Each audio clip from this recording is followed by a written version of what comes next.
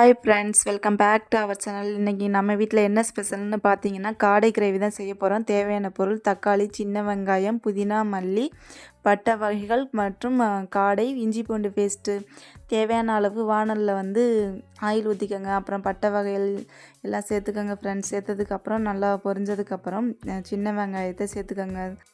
சின்ன வெங்காயத்தை நான் அரைச்சி தான் சேர்த்துருக்கேன். நீங்கள் எப்படி வேணுமாலும் சேர்த்துக்கோங்க.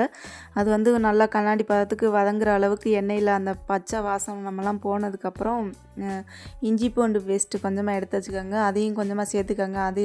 இஞ்சி பூண்டு பேஸ்ட்டும் நல்லா வதங்கட்டும் ஃப்ரெண்ட்ஸ். எண்ணெயில் வதங்கி வந்ததுக்கப்புறம் புதினா, மல்லி கொஞ்சமாக சேர்த்துக்கோங்க. சேர்த்துக்கிட்டு அதையும் நல்லா வதங்க விடுங்க. புதினா, மல்லி நல்லா வதங்க விடுங்க. நான் என்கிட்ட புதினா மட்டும்தான் இருந்துச்சு, மல்லி இல்லை. அதனால் புதினா மட்டும் சேர்த்துக்கிட்டேன் ஃப்ரெண்ட்ஸ். புதினா நல்லா வதங்கினதுக்கப்புறம் தக்காளி கொஞ்சமாக சேர்த்து வதக்கி விட்டுக்கோங்க. தக்காளி நல்லா ஃபாஸ்ட்டாக வதங்குறதுக்காண்டி கொஞ்சமாக உப்பு, சால்ட்டு, கல் உப்பு சேர்த்துக்கோங்க ஃப்ரெண்ட்ஸ். அப்போ தான் தக்காளி சீக்கிரமாக வதங்கி வரும். இந்த பதத்துக்கு வந்ததுக்கப்புறம் தக்காளியை சேர்த்துக்கொள்ளுங்கள் ஃப்ரெண்ட்ஸ். வீடியோ ஆல்ரெடி எடுத்து வச்சுருந்த வீடியோ ஃப்ரெண்ட்ஸ். எடிட்டிங் பண்ணாமல் இருந்துச்சு ஃப்ரெண்ட்ஸ். அதான் டைம் கிடைக்கும் போது எடிட்டிங் பண்ணிக்கலாம்னு விட்டுருந்தேன். இப்போது டைம் கிடச்சதுனால எடிட்டிங் பண்ணி சரி அப்லோட் பண்ணிடலாம்னு போட்டுட்ருந்தேன் ஃப்ரெண்ட்ஸ். கொஞ்சம் உங்களுக்கு பிடிச்சிருந்தா லைக் போட்டு சப்போர்ட் பண்ணுங்கள் ஃப்ரெண்ட்ஸ். தக்காளி வதங்கும் போதே கொஞ்சமாக மஞ்சத்தூளும் சால்ட்டு உப்பும் போட்டாலே தக்காளி சீக்கிரமாக வதங்கி வந்துடும். அப்புறம் காடையை ஃப்ரெஷ்ஷாக கழுவி வச்சுருந்தேன். அதையும் இதோட மசாலா கிரேவியோட கொஞ்சம் சேர்த்துக்கிட்டேன் ஃப்ரெண்ட்ஸ். சேர்த்துக்கிட்ட அப்புறம் கரம் மசாலா, மட்டன் பொடி கொஞ்சம் இருந்துச்சு. அதையும் கொஞ்சமாக சேர்த்து நல்லா பிரட்டி எடுத்துக்கோங்க ஃப்ரெண்ட்ஸ்.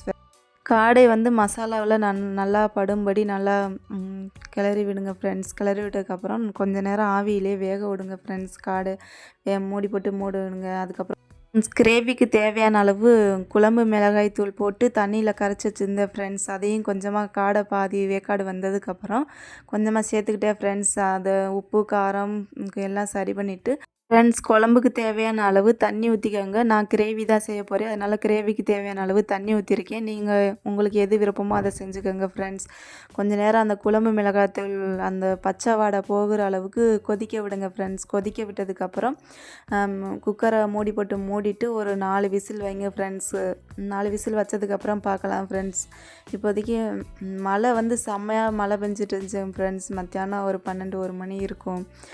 செம்ம மழை ஃப்ரெண்ட்ஸ். மழை பெஞ்சு முடிச்சுட்டு அப்படியே தூறல் வச்சுக்கிட்டே இருந்துச்சு. சரி ஒரு வீடியோ எடுப்போம்னு அதையும் சேர்த்து எடுத்துகிட்டு இருந்தேன். சரி மழைக்கு சூடாக இட்லி, காடை கிரேவி வச்சு சாப்பிட்டா நல்லாயிருக்குன்னு சொல்லிட்டு இட்லி மாவு இருந்துச்சு ஃப்ரெண்ட்ஸு.